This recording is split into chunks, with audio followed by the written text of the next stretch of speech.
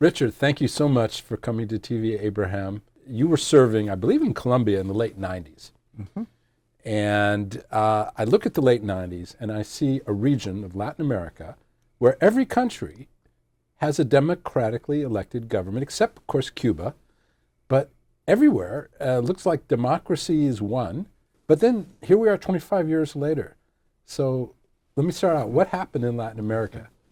Well, first, let me just take a second to thank you for inviting me and to wish all the best to TV Abraham as it gets underway. Thank you. It's certainly true that the late 90s, the beginning of the 21st century, was a period of optimism in Latin America and in terms of our relationship with the region.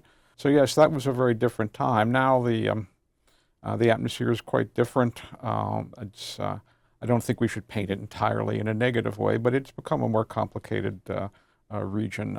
Mexico has become drifting, I would say, towards a return to kind of a hegemonic one-party state in the sense that the judiciary and independent administrative bodies are much more under the control of the current regime of the Morena party.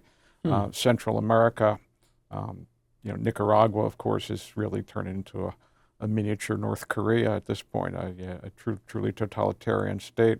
El Salvador, is kind of the right-wing version of that, and a government that's the solution to truly serious crime problems is just to lock tens of thousands of people in jail without due process. Colombia, I think, it remains largely stable, but it's got problems. The government of Petro is not the most solid, I would say, in some ways, in terms of commitment to democracy, although the Colombians themselves are very strong on that. So it has become more difficult. And you have Venezuela, of course, which is, for decades was kind of the great, exception, a wealthy, prosperous, democratic country with center-left and center-right parties. And ever since Chavez came to power and then his successor, Maduro, democracy has been completely hollowed out there. That said, there are bright spots as well. Brazil, one had what seems pretty clear an effort to undermine the elected result and almost, people even talk about staging a coup, and that was just rejected by the Brazilian people completely.